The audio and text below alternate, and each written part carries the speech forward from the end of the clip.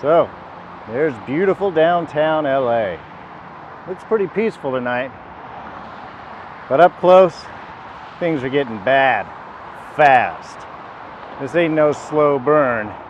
When things go, they go fast. Episode 2 of Fear the Walking Dead. So close, and yet so far.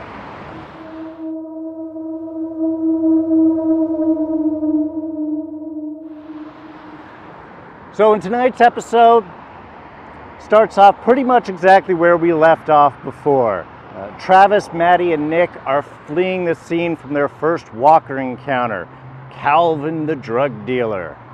They don't know what's going on. They're not sure what's happening. Nick's finding there's nothing being said on the radio. But Travis has the best idea possible. Don't know what's going on? Get out of Dodge. Fast. But they've got to get Alicia. They've got to get their daughter. And she's over at Matt's house. Now, Matt's her boyfriend. If you remember the first episode, he went missing. He was supposed to meet her down at the beach. But he never showed up. And now she's at his place discovering why. He's sick. The place is tore up. And apparently, he's been bitten. She didn't know this at first, but when Travis, Maddie, and Nick show up, it's the first thing Travis looks at.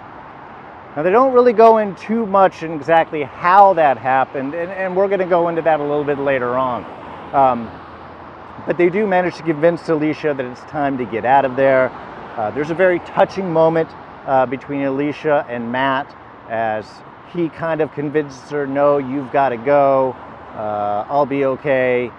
And they exchange their love and they get out of there. So the family's together.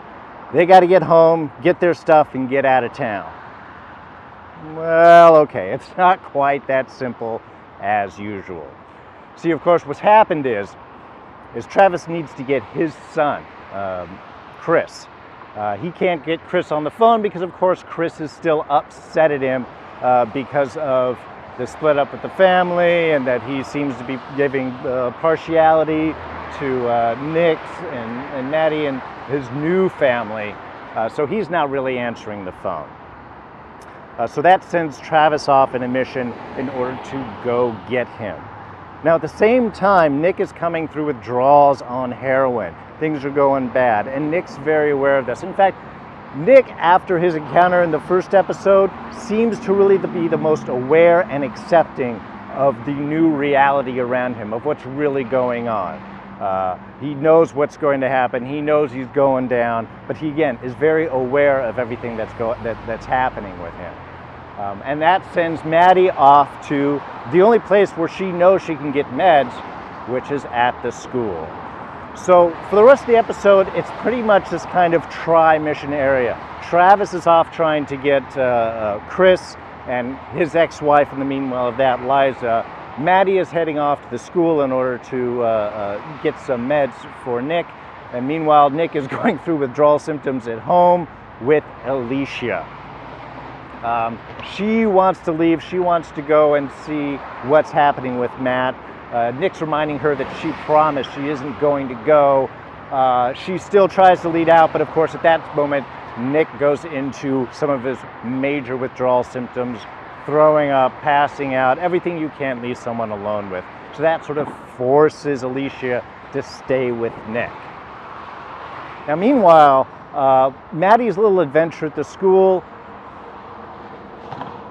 there's a little bit of setup issues they run into. Again, I'll sort of hit that later, but Maddie is heading off to the school and there is nobody there. There's nobody in the school. There's nobody in the parking lot. It's all very quiet.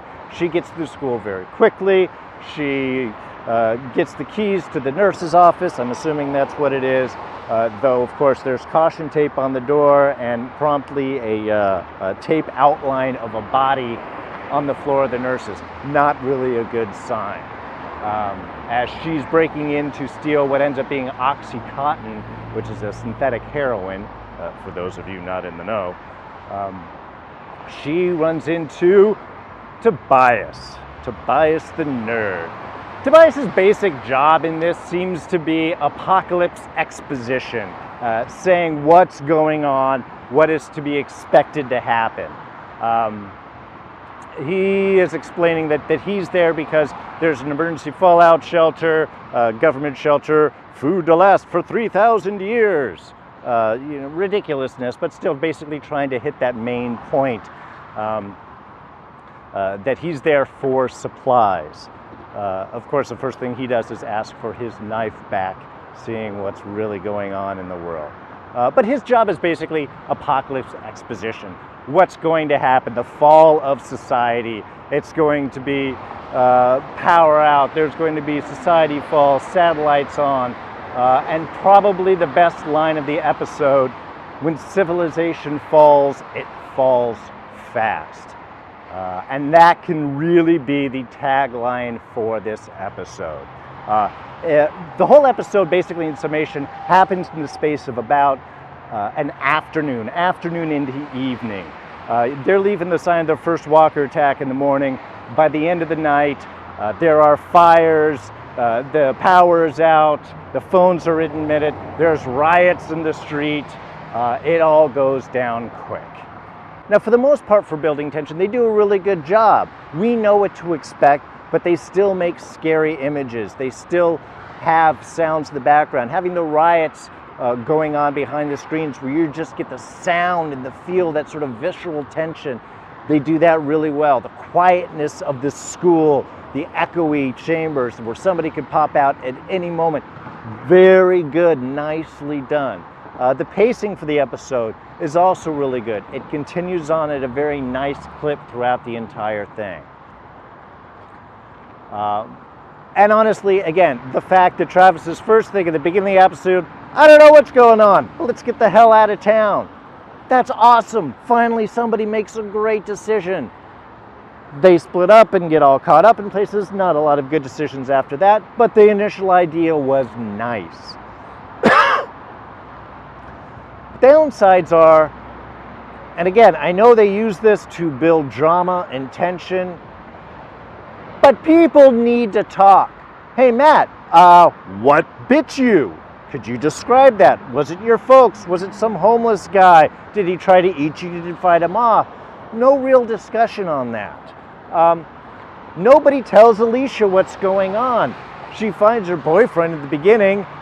He's bitten, apparently. The folks want her away. He wants her away from him. There seems to be a danger, but nobody bothers to describe. Even at the very end scene where the neighbor is being attacked, Maddie doesn't tell her what's going on, and she's old enough. You can have that discussion. Hi, look, I know this is going to sound really weird, but you've got to trust me. There's like the dead are rising from the grave. People are being bitten, people are being shot, they're coming back. You can't stop them. I mean, Alicia's seen the video. That was what happened in the first episode, which was, this is the new real. There is a certain awareness of this. There needs to be a discussion. I mean, I understand the need to build tension, but let's not do it out of ignorance. Now, the downside is we've got 2 weeks before the next episode. Because it's Labor Day weekend next week, they're off. That's kind of a bummer. We get to wait to see what happens. What do we want to happen? Well, LA's going down. It's going down fast. As I said, at the beginning of this episode, they just encountered their first walker. By the end of the episode, there are riots, there are fires, the power's out, the phone's intermittent, they're split up all over town. Things are bad, and things are only going to get worse. But we're going to talk about it. In 2 weeks, we'll be back for the next episode of Fear the Walking Dead. Hope she sticks around a little bit longer.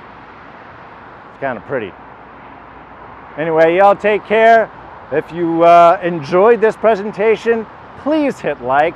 Feel free to subscribe and definitely leave comments in the section below. I'm Dee. It's good talking with you. Y'all take care now. Bye-bye.